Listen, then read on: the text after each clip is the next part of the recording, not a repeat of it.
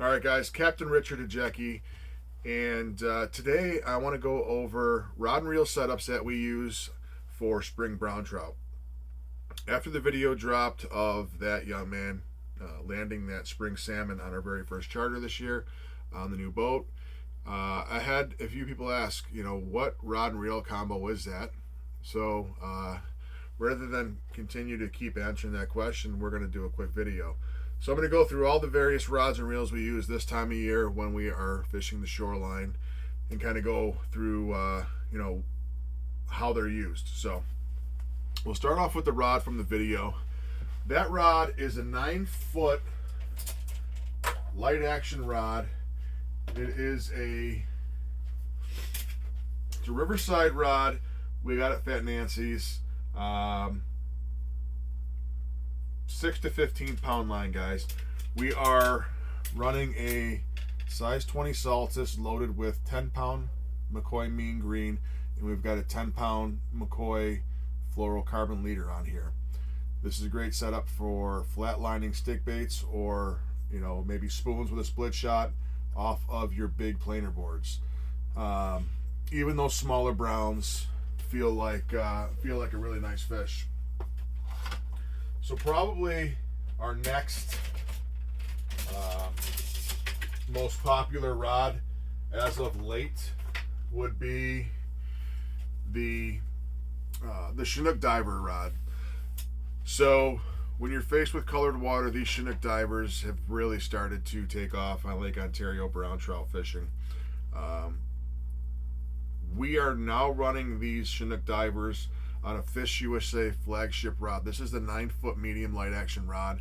It seems to be a very good rod for fishing those number 1s, number 2 size Chinook divers. This is loaded up with a Daiwa Saltus in the 30 size. You could probably get away with a 20 size, and we have it spooled up with 20-pound braid. And there is a McCoy. We tend to do 12-pound fluorocarbon as our, for our leader. If we are running into some salmon, we might bump that up to 15 because this rod can handle that. But for the most part, just a 12-pound fluorocarbon leader on our Shinook Diver Rod. Next rod we'll talk about is a downrigger rod. So I like to use the shortest rod I can get away with.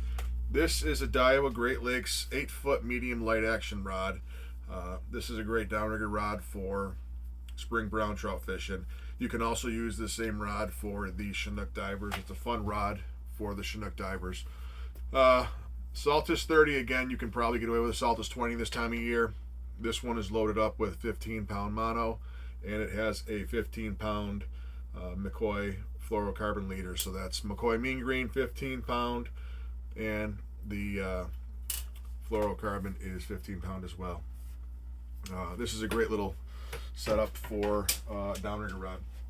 And then lastly, we spooled up 4 one-color cores to run some spoons in the spring. We've done it before.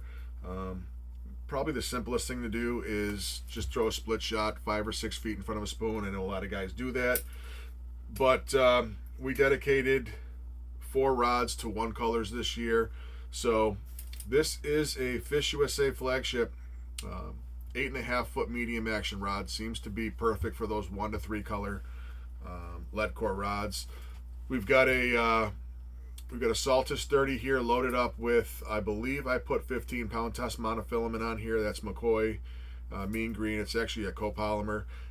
1 color of Fish USA Stealth Core, and then we have a 15-pound McCoy fluorocarbon leader here.